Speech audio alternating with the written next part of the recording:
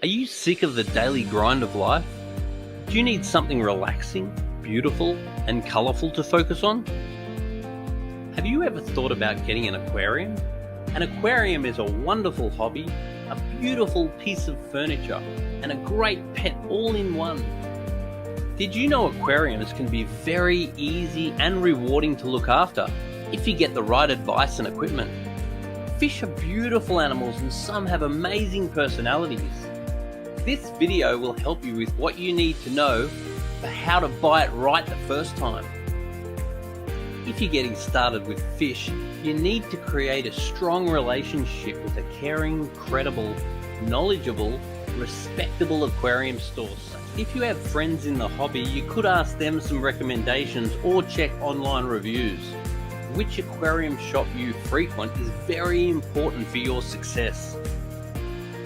Now, before you go getting attached to what fish you're going to put in the tank, you want to make a fish wish list and see what of those species are suitable for your tank, while remembering that some fish are very easy to keep while others are far more challenging.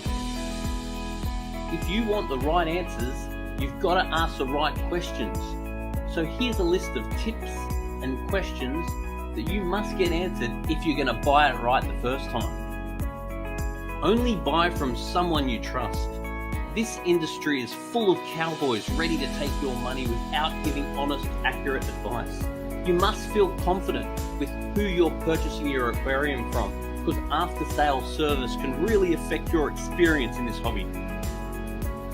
Ensure the shop you buy from is clean, well-stocked, friendly, and the fish look healthy. When you're ready to select your tank, bring in a video or photos and measurements of the area where you're considering installing the aquarium. That way we can give you advice on any considerations for that particular position in the house. Try to place the aquarium in a main living area where it's easiest to view the tank. And out of direct sunlight will help to make sure you don't get too much algae. Also consider access to the top of the tank and access to the filter. And certainly be aware where any tap or drain is, which might be handy to use for your aquarium maintenance. Plus, you or your fish might quickly grow out of the tank. I've never heard of anyone say, "I wish I got the small tank."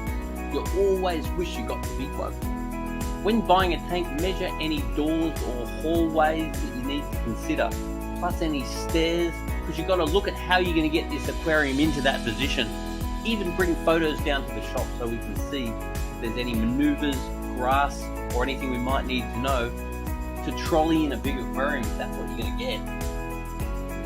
Buy the best quality brands of tank and equipment that you can, and ensure that spare parts are readily available.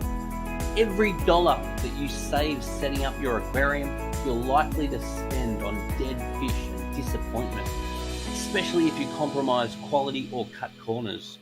Be careful buying second-hand tanks, or you may be buying someone else's problem if it wasn't bought right the first time. Think twice before buying a tall aquarium. A tall aquarium looks great in someone else's house, but they're far more expensive and harder to decorate and service. A lower tank will have a higher surface area to volume ratio, which improves the quality of the water and allows you to reach the bottom of the tank with your hands. Buy the tank as long and wide as you can, but think twice about the height. If you haven't kept fish before, it's a good idea to get the store to come and set it up for you in your home. And then they can take some time to explain what everything is and how it all works. Never buy new fish for your aquarium unless you bring a sample of water and a video of your tank running to the shop.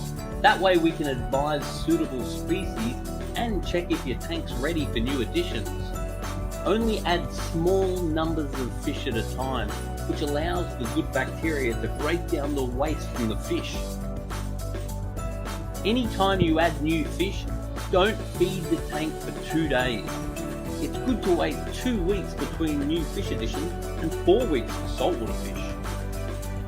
It's a good idea to get the store that you bought the tank from to service it professionally. At least do it for the first few times so they can explain what they're doing until you're confident. And if you're too busy or lazy or away, you can always get them to take over. Ensure your aquarium water is tested regularly. New tanks must be done weekly, established tanks monthly. Record the results in a logbook. It's great to have your own test kits. For new tanks, you want pH, temperature, pH, ammonium nitrite and nitrate. If it's freshwater, get GH, and saltwater you'll need a hydrometer for testing the salinity. If you don't have your own test kits, pop a sample of water down to that way we can test your water and advise on any required action. Buy the best quality food for your fish. The quality of your fish will be 50% due to water quality and 50% due to food quality. Monitor the bellies of your fish and feed them what they eat in 30 seconds 5 times a week. Denichi and New Life Spectrum probiotics are what I get the best results from. If you're ever unhappy or unsure about anything with your aquarium, bring in a sample of water and a video of the tank running for advice. Also include in the video any chemicals or products that you already have for your tank. Fish keeping is getting easier and easier as our understanding grows and better products are released.